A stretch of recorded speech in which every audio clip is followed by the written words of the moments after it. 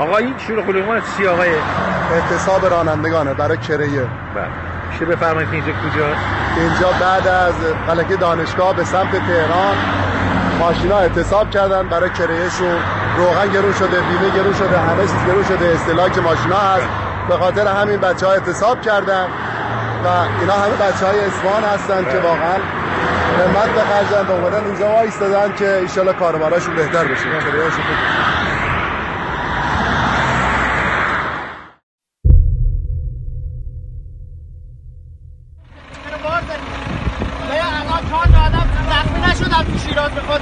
تو میخوای دونتو ببری خونت که اونا زخمی بشن، دور میزنی میره اصلیه. همه الان دور میزنی میره اصلیه. اگر به شیشات بیارم کنی فقط دور میزنی، یک کلام حرف نمیزنی، دور میزنی، یا دور میزنی یا پیاده میشی.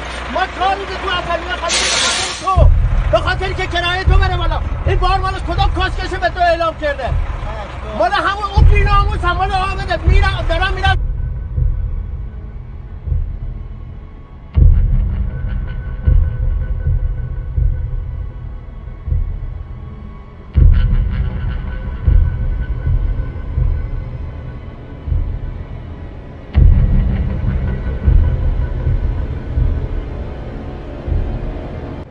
اعتراضات سراسری کامیونداران کل کشور به دلیل عدم رسیدگی به مطالبات صنفی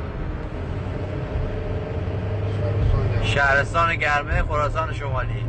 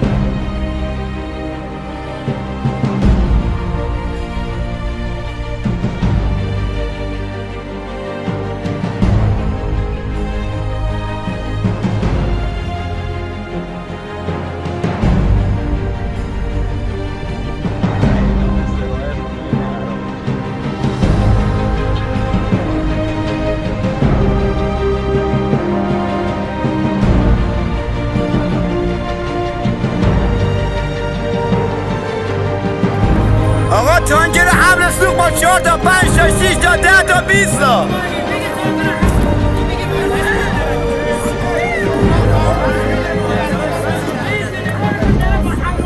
چیز ببرنشان با ماشین اسکورت بهش بگیم بیشرف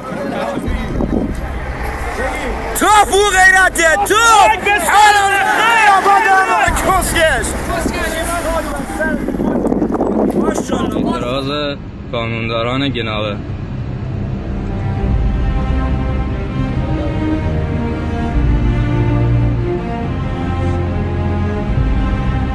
اعتصاب رانندگان تبریز در تهران. تا چه مشاهده میکنید تهران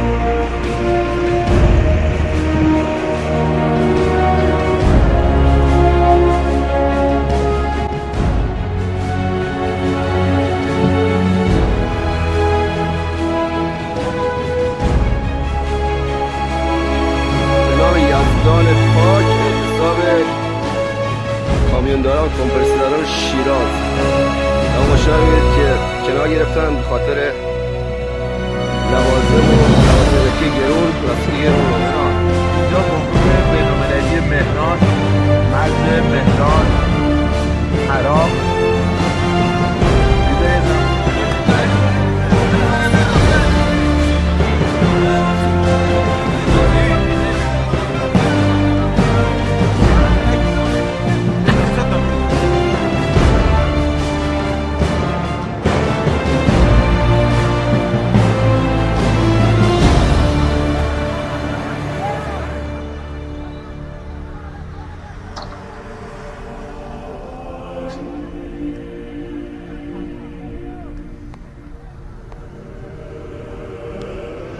امروز 2/3/97 اعتصاب رانندگان کامیون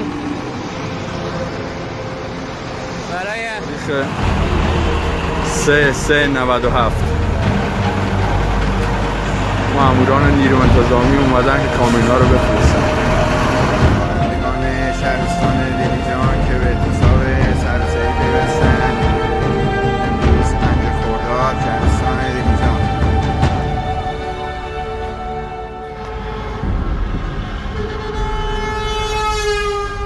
اینجا کوار روستای اکبرآباد، الان راهپیمایی تریلیان.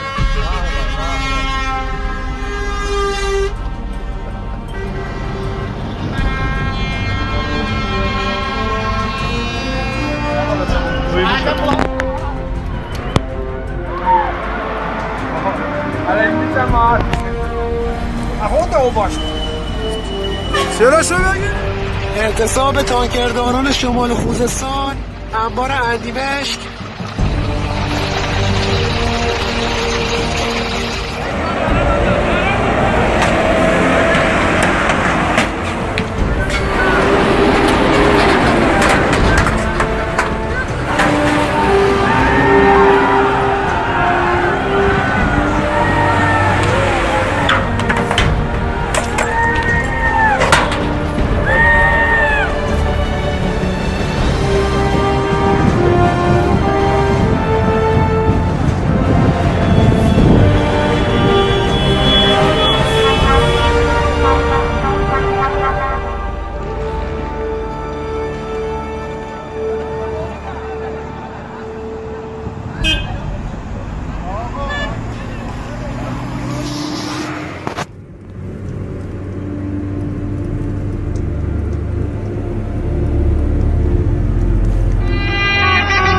کامیونداران شهر افشهجان بره کامیونداران شهر افشهجان 6 خرداد اعتصاب کامیوندارا هنوز ادامه داره. شهر زیار مجموع راننده‌های اردبیل امروز 5 خرداد ماشین با بار رو نمیذارن رد شه.